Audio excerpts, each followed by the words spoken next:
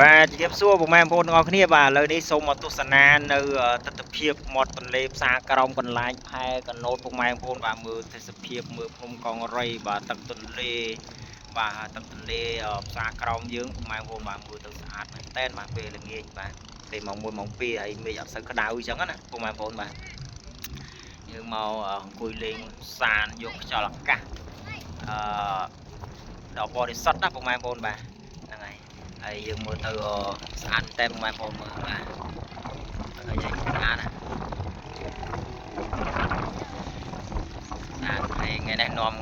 កូនចៅមកលេងច្រើនពុកម៉ែបងប្អូនបាទអើយកូនចៅនាំកូនចៅមកលេងពុកម៉ែបងប្អូនបាទនាំកូនចៅមកអង្គុយលេង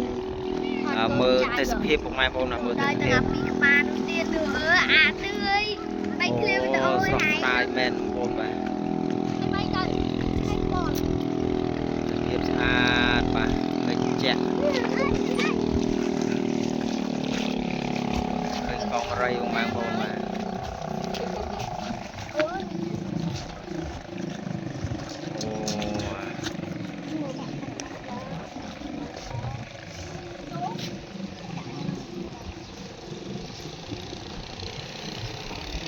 មកកង់3ណែតពាកតិចបានណា